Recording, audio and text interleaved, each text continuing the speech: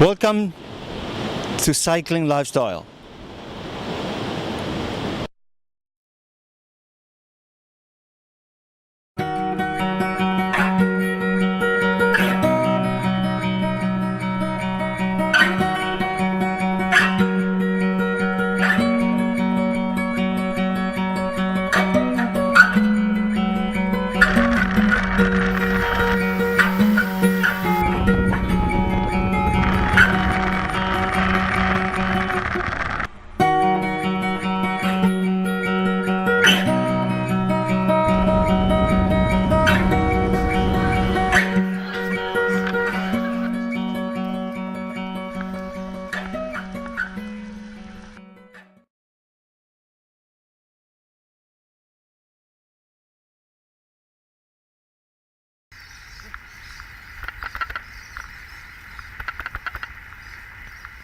Let me introduce to all viewers Bill Gardner.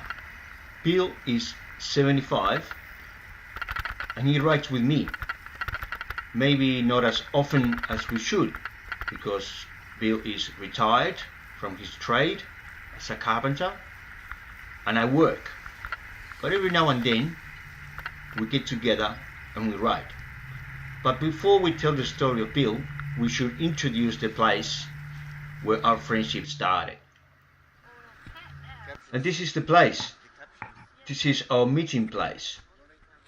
This is where the tribe meets, our cycling tribe.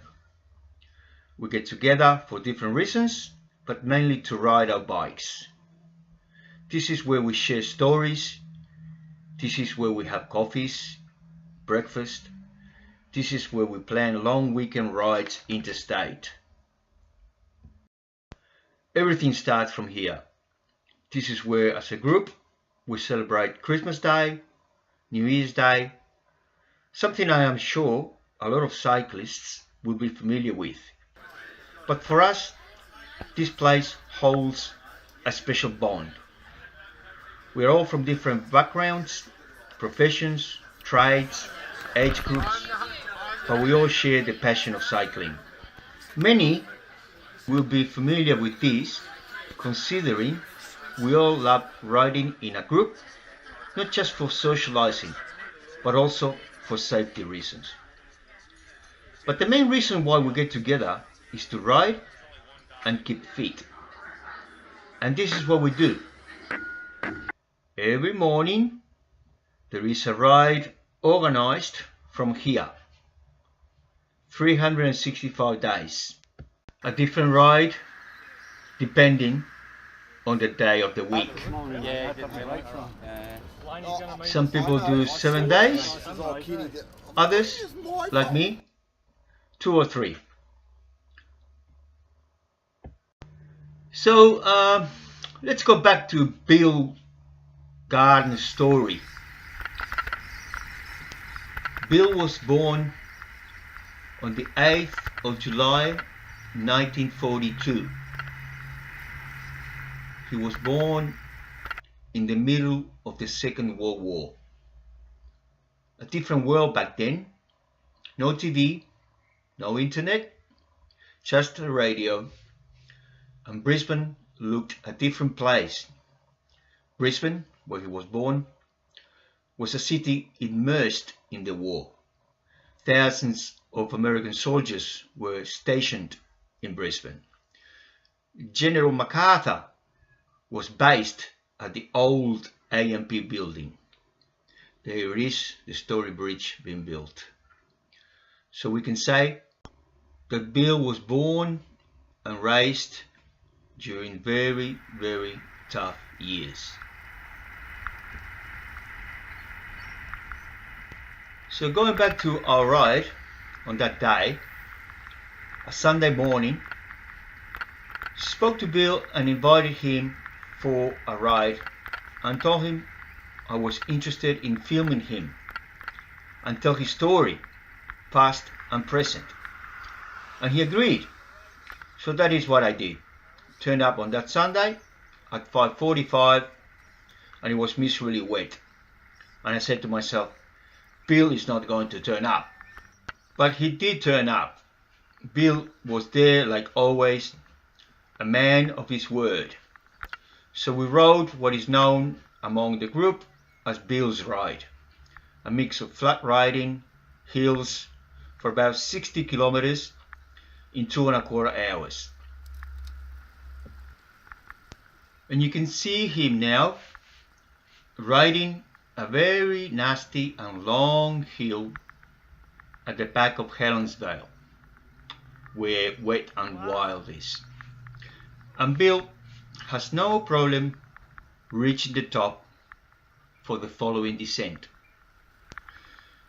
Bill showed an interest in cycling from a very young age and represented Queensland in 1959 at state titles in Adelaide. Then cycling stopped, and from 1962 till 1972 he played rugby league for South, mixing it up with his professional running. And then he took up coaching rugby league, and he was fairly successful at it. He was involved with the Brisbane Broncos for 4 seasons, and in 1990 took him to a reserve grade grand final flag, the first time ever the Broncos won a flag. So we can say that Bill is responsible for having coached the Broncos to their first ever championships in the NRL competition. After that, he coached in England. He coached the Sheffield Eagles. We had a contract for 2 years, but came back to Australia after 6 months to take charge of the second Brisbane Rugby League team, the Chargers, as the first coach. Also, in 1989, he coached the Australian schoolboys team to a World Cup victory. I can safely say that this marks a highlight in Bill's coaching career, taking his nation to a World Cup victory. And during the latter part of his coaching career, he coached North for 3 years, and in 2000 he ended up his coaching Ipswich in the year 2000. So my belief is that Bill has tried to maintain that coaching mentality. Plan ahead, work hard, see the finish line.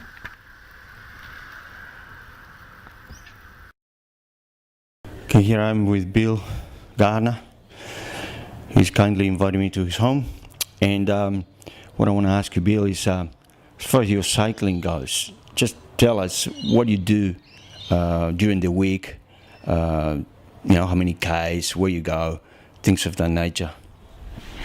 Yes, what I do, mate, is I try to get out 4 times a week, sometimes 5, 50 Ks for each session, which will give me 200 if I do 5 days. That's the plan. I do ride with over the hills at the back in the pack pines.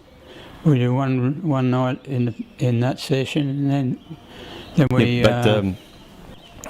You don't ride every day at the same time of the day. Sometimes, just tell me, what time you get up and what time does your ride start? What I do during the week is I get up at 4 o'clock. Got myself programmed to get up at 4 o'clock. I do some stretches for about 20 minutes or so, which helps me with my Parkinson's and a few other things that I've got. And then I leave home at 5 o'clock. I head out along Hope Island Road and do a circuit there between 40 and 50.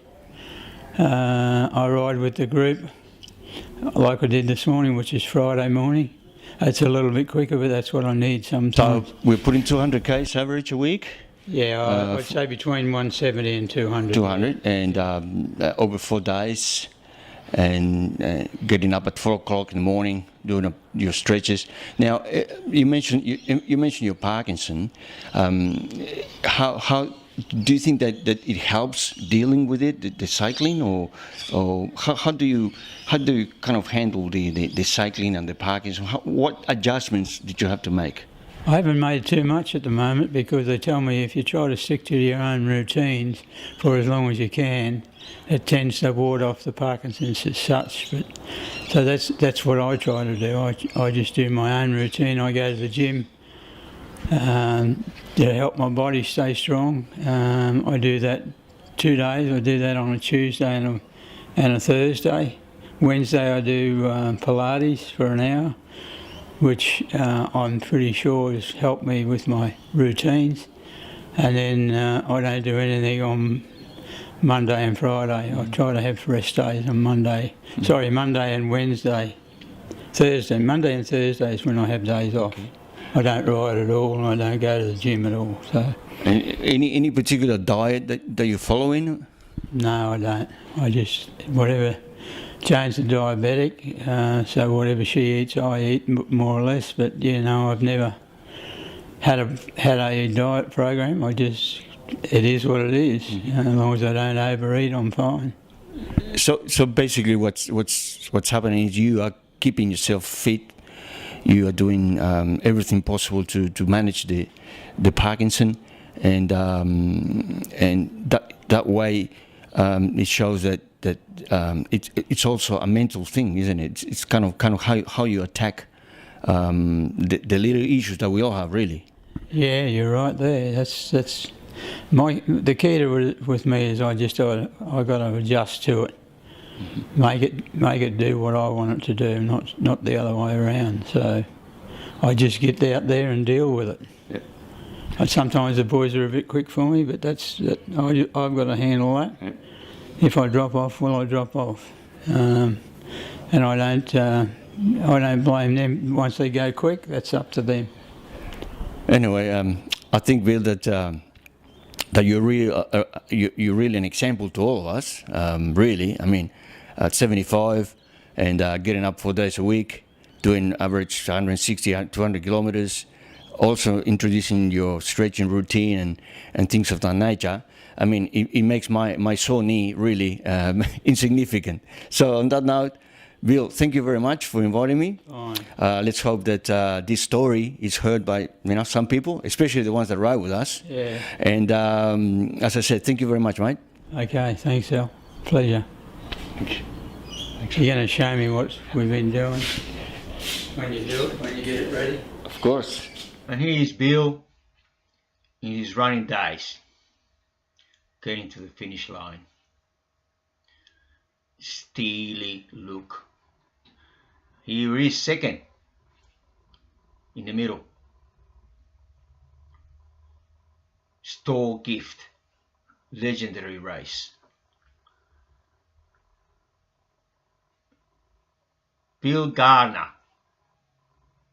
from 5.5 yards, 12.2 seconds. That's not bad. Here is Bill coaching the Australian schoolboy team to a World Cup trial days. Here is Bill lifting the cup. You're lifting the cup, mate.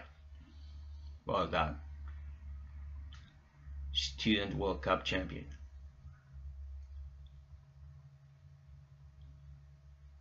With the Broncos celebrating in the change rooms. First flag ever for the organization. Steely looks, Bill? Not quite. Bill's celebrating, happy.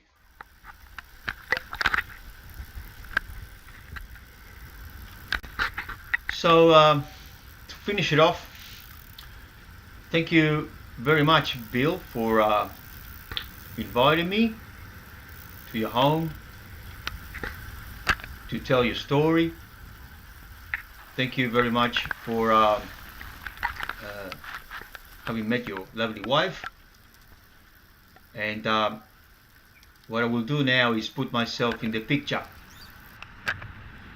because one day when I have grandkids, I will tell the story of Bill, because the story of Bill has to be heard by young and old.